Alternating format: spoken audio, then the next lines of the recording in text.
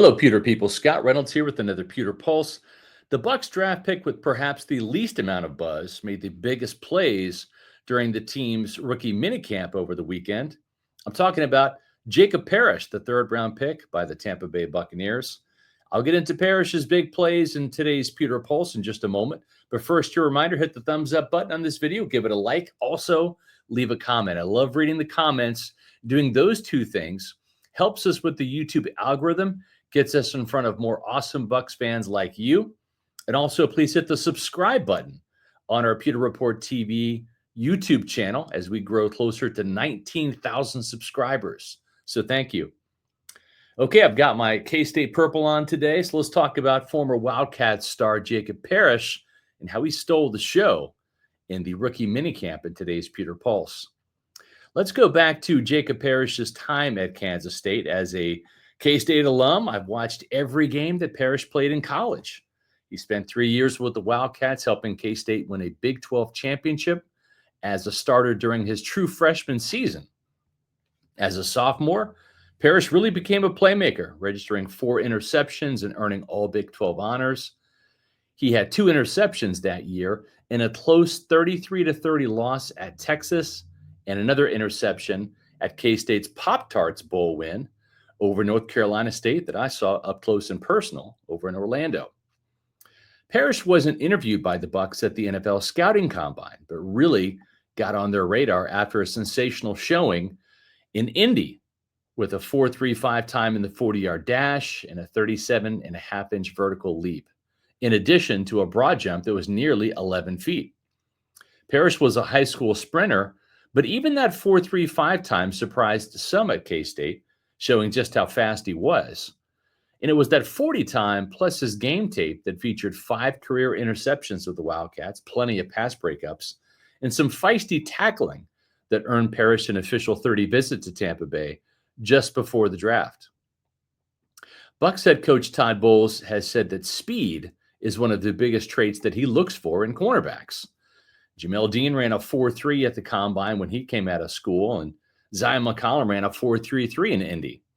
Parrish is certainly fast enough to play cornerback in the Bucs system, and that speed allowed him to stick with first-round pick wide receiver Emeka Egbuka in close coverage during Friday's practice and jumped the route for a pick 6. Parrish also made another pick 6 during Saturday's rookie minicamp practice. The interesting thing about Parrish is that Todd Bowles doesn't just view him as a nickel cornerback. He believes he could thrive as an outside cornerback in Tampa Bay. After all, Parrish played outside cornerback for most of his snaps with the Wildcats. The guess here is that Parrish will wind up as the Bucs nickelback, but that he and second-round pick Benjamin Morrison can flex between the slot cornerback position and outside cornerback, depending upon the matchups that the Bucs face on a weekly basis. That makes Parrish even more versatile and gives Bowles some real flexibility to disguise some coverages this fall. For years, the Bucs have only looked at cornerbacks who are 6 foot and taller, having been burned before by 5'10" cornerback Vernon Hargreaves in the first round of the 2016 draft. Hargreaves was a bust in Tampa Bay, and given Bowles' preferences for longer cornerbacks on the outside, like the 6'2" Zion McCollum and the 6'1" Jamel Dean, the Bucs have overlooked a cornerback like Parrish before. But the success of smaller cornerbacks around the league, like 5'9", 188-pound DJ Reed, another K-Stater, has caused the Bucs to widen their scope to include shorter cornerbacks that can still make plays. Parrish is 5'10", 191 pounds, but certainly plays bigger than his size. I probably wasn't as high on Parrish as I should have been prior to the draft. I didn't want to come across as having a bias towards K-State players, as I've touted the likes of Wildcat cornerback Julius Brents and edge rusher Felix Anudike-Uzomah in years past.